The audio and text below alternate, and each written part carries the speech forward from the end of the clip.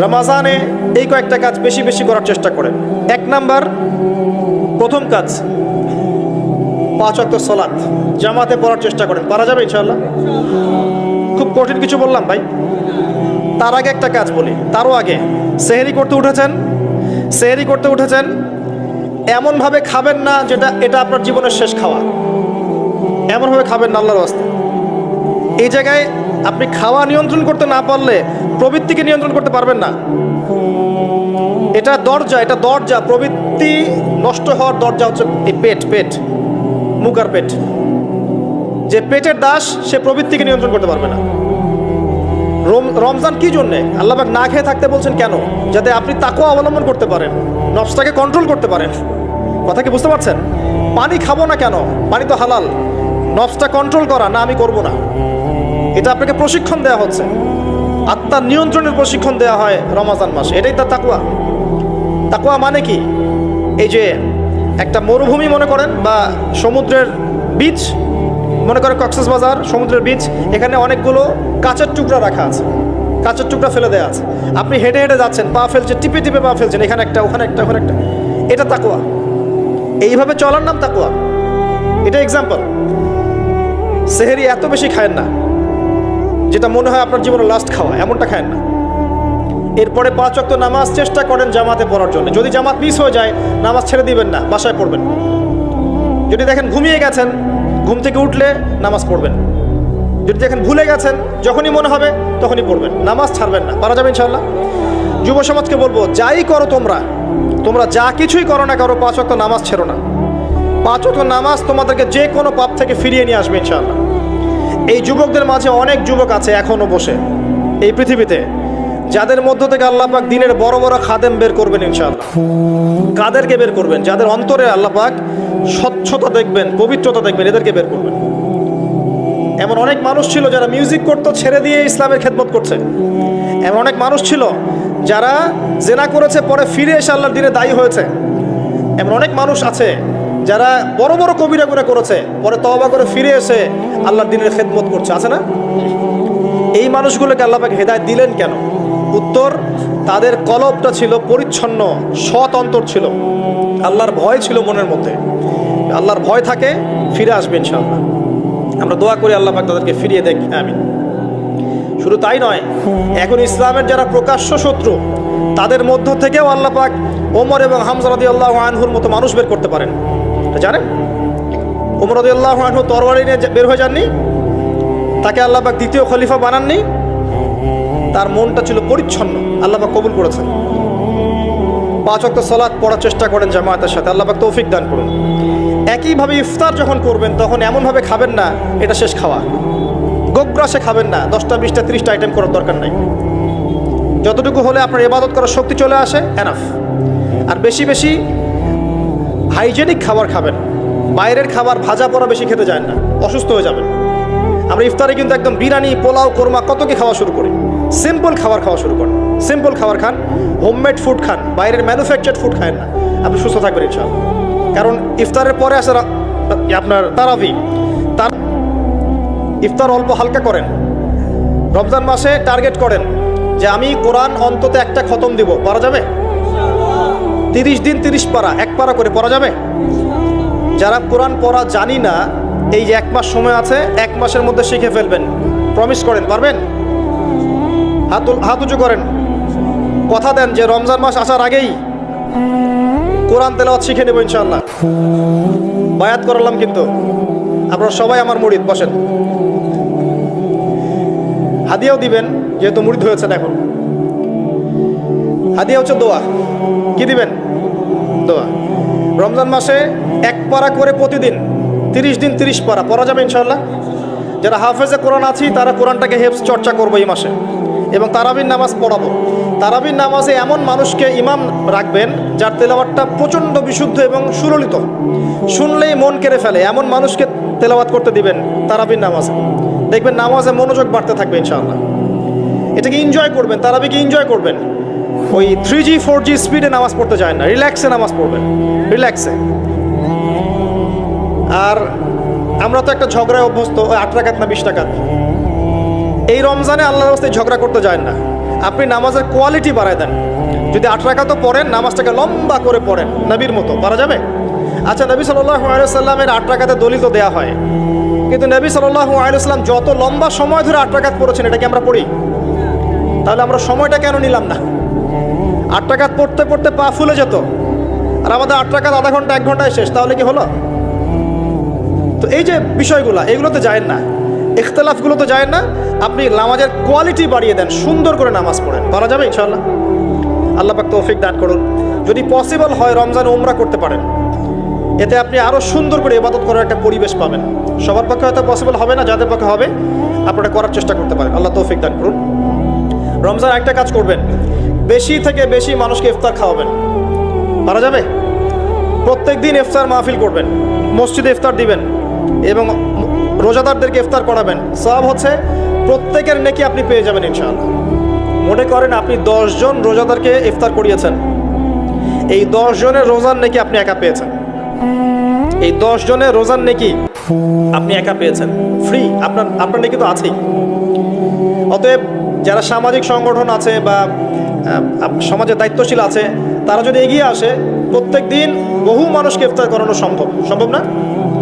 আবার দেখবেন ঈদের রাতে, যেটাকে আমরা চাঁদ রাত বলি না কি বলি, আপনারা কি বলেন? ওই আর কি, তো চাঁদ রাত, ওই রাতে দেখবেন অনেক অসহায় দরিদ্র মিসকিন থাকে, যাদের সেমাই খাবার টাকা নাই, আছে না? ওই রাতে আপনার সাদাকাতুল ফিতরগুলো দিয়ে দিবেন, সুন্দর করে বন্টন করবেন, ওই দরিদ্র মানুষের কাছে পৌঁছে দেবেন বাড়িতে বাড়িতে, পারা যাবে ইনশাআল্লাহ। এগুলোতে আপনি এনজয় করবেন রমজানকে। আত্মকেন্দ্রিকভাবে থাকলে এনজয় করতে পারবেন না। আরেকটা কথা আছে, রমজান মাসে জাকাত দিয়ে দিবেন, যার যার জাকাত যেটা আছে। জাকাত দিবেন না, জাহান্নাম অবধারিত। যে সলাৎ পরে জাকাত দেয় না কাফের, সলাৎ পরে কিন্তু জাকাত দেয় না, এটা কুফরি। আবু বকর সিদ্দিক রাদিয়াল্লাহু তাআলা আনহু যাকাত অস্বীকারীদের এগেইনস্টে যুদ্ধ করেছিলেন। যাকাতটা কিন্তু নফল কিছু নয়, ফরজ। নিসাব পরিমাণ সম্পদ হয়েছে, যাকাত দিতেই হবে। আর আমি অনেক দিন বলেছি, ইসলামিক ইকোনমিক্সের বেইজই হচ্ছে যাকাত। ইসলামিক ইকোনমিক্সের ভিত্তি হচ্ছে যাকাত এবং ব্যবসা। ধনীর সম্পদে গরিবের হক। বাংলাদেশে এমনও মানুষ আছে যার একজনের যাকাত দিয়ে 100 পরিবার চলা সম্ভব। এমনও মানুষ আছে, যদি সমস্ত যাকাতগুলোকে সুন্দরভাবে কালেক্ট করা যেত এবং উপরের লেভেল থেকে ডিস্ট্রিবিউট করা যেত, দেখতেন বড় বড় মেগা প্রজেক্ট করতে পারতাম আমরা। কে বোঝাবে কাকে? কে বোঝাবে কাকে? কথা বললেই তো সমস্যা। যাকাত গরিবের হক। ধনীদের সম্পদ থেকে যাকাত নিয়ে আপনি একটা পাহাড় করতে পারতেন সম্পদের। এগুলোকে সুন্দর করে ডিস্ট্রিবিউট করতে পারলে, যেখানে কোনো দুর্নীতি নাই, দেখতেন বড় বড় মেগা প্রজেক্ট হচ্ছে। আমরা তো ব্যক্তিগতভাবেই যাকাত দেই না, অনেকেই দেই না, নামাজ পড়ি যাকাত দেই না। নিসাব কি তাই বুঝি না। যাকাত কিন্তু ফসলেরও আছে, ফসলের ওষুধ আছে না, চাষিরা ওষুধ দেয় না। রমজান মাসে সাদাকাতুল ফিতর আছে, এটাও দেয় না অনেকে। এগুলো ঠিক না। যাকাত বাধ্যতামূলক। যাকাত দিলে সমাজে একটা সাম্য তৈরি হবে, গরিব না খেয়ে মরবে না।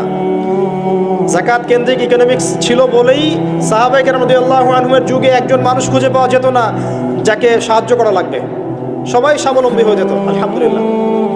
অতএব রমজান মাসে যাকাত দিয়ে দেন আল্লাহর ওয়াস্তে, অন্যথায় কি হবে এটা বলে দিই। সূরা তাওবা আল্লাহ পাক বলেছেন, এই সম্পদগুলোকে আল্লাহ পাক একত্রিত করবেন, করে আগুনে জাল দিবেন, জাল দিয়ে সোনা রূপা বানাবেন, গলিত উত্তপ্ত সোনা রূপা বানিয়ে আল্লাহ পাক পিঠে, গালে, কপালে লেপটে দিবেন যারা যাকাত দেয় নেই তাদের জন্য।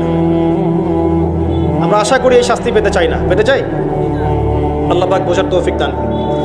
রমজানে আর কিছু কাজ করুন, বেশি বেশি আল্লাহর জিকির করেন, দোয়া করেন বেশি থেকে বেশি। হিসনুল মুসলিম বইটা কিনেন, এখানে অনেক দোয়া দেওয়া আছে, এগুলো মুখস্থ করেন, আল্লাহর কাছে দোয়া করেন, দেখবেন ইনশাআল্লাহ তাআলা আপনার দোয়া কবুল হয়ে গেছে। আর রমজানে বেশি বেশি বাজারে যাবেন না। মাসের বাজার প্রয়োজনে এখনই করে রাখেন, রমজানে বাসা থেকে বের হওয়ার দরকার নেই। বেশি বেশি বাজারে গেলে বাজারের দোয়াটা করে চলে আসবেন।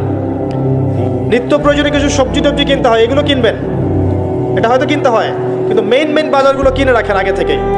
আর এই সব এক শ্রেণীর মানুষ যারা আছে রমজানে নিত্য প্রয়োজনীয় দ্রব্যের দাম বাড়িয়ে দেয়, এদের উপর লানত অভিশাপ আল্লাহর।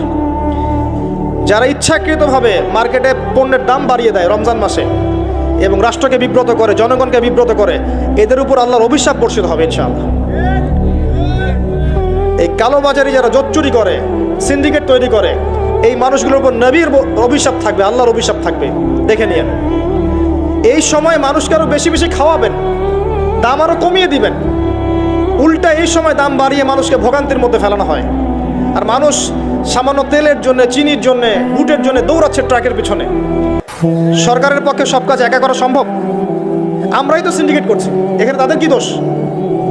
অতএব ব্যবসায়ীদেরকে সতর্ক করব, ব্যবসা এই মাসে করতে যায় না, পরকালের ব্যবসা করেন, ইহকালের ব্যবসা করতে যায় না। রমজান মাসে পণ্যের দাম ফিক্স করে কমিয়ে দেন, বাজার নিয়ন্ত্রণ হবে। তাহলে না হলে তো আপনারা জনগণকে কষ্ট দিচ্ছেন, গভর্নমেন্টকে কষ্ট দিচ্ছেন, সবাইকে কষ্ট দিচ্ছেন। এই ফল কে ভোগ করবে? এর ফল জনগণকে ভোগ করতে হয়। আল্লাহ পাক এই শ্রেণীর মানুষের তাকদিরে হেদায়েত থাকলে হেদায়েত দেখ, না হলে এদের ব্যবসা আল্লাহ পাক বরকত তুলে নেক, আমরা বদদোয়া করে দিই। আরও বিষয় আছে, এগুলো যা কি সমস্যা আপনারা বুঝবেন না। ইসলামিক ইকোনমিক্স যদি পড়াশোনা করেন বুঝবেন, এগুলো এত বড় লেভেলের সমস্যা, যার ফলে হিমশিম খেতে হয় মানুষের জীবনযাত্রার মানকে একটা নিয়ন্ত্রণে নিয়ে আসতে। এই কৃত্রিম সংকট যারা তৈরি করে, এদের প্রতি আল্লাহর অভিশাপ বর্ষিত হবে। এটা মুসলিমরা করছে কেন? মুসলিমদের এমনটা করার শোভা পায় না। হোটেল কেন খোলা রাখছেন? হোটেলের মধ্যে রমজান মাসে পর্দা দিয়ে দিয়েছেন, বেরোজাদার আসবে, খাবে। সুবহানাল্লাহ, কি আশ্চর্য!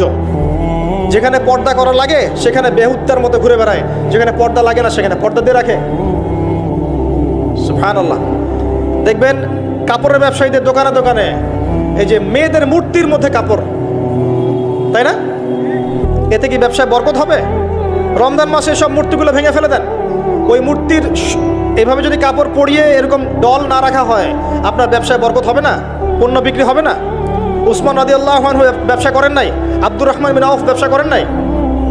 শোরুমগুলোতে যাবেন শহরের, দেখবেন মেয়েদের নগ্ন মূর্তি দিয়ে ভর্তি, কাপড় পরিয়ে রেখে দিয়েছে। এতে মেয়েদের সম্মান পাচ্ছে নাকি দেখাচ্ছেন কার বডি সাইজ কেমন? কি চাচ্ছেন এটা দিয়ে? এগুলো সব বের করে ফেলবেন দোকান থেকে। রমজান মাসে এগুলো রাখবেন না। রমজান মাসে যেন কারো গাড়িতে এবং বাড়িতে কোনো জায়গায় গান না বাজে, অশ্লীল কোনো গান যেন না বাজে। কোরআন তেলাওয়াত বাজবে, প্রয়োজনে অ্যারাবিক নাশিদ বাজবে, ইসলামিক নাশিদ বাজবে। এমন কিছু প্লে হবে যেখানে হারাম কিছু নাই, শিরক নাই, বেদাত নাই এবং মিউজিক্যাল ইনস্ট্রুমেন্ট নাই। রমজানে কোরআন তেলাওয়াত বাড়িয়ে দেন, তেলাওয়াত শোনেন। এই কাজগুলো করা খুব জরুরি। একটা কাজের নাম রমজান নয়, রোজা রাখলাম ব্যাস শেষ। আরেকটা কথা বলে শেষ করছি, শুধুমাত্র খাবার ছেড়ে দেয়া আর পানাহার ছেড়ে দেওয়ার নামই রমজানের রোজা নয়। যতক্ষণ পর্যন্ত আমরা রোজা রেখে আল্লাহর হারামকে ছাড়তে না পারছি, রোজা কবুল হবে না।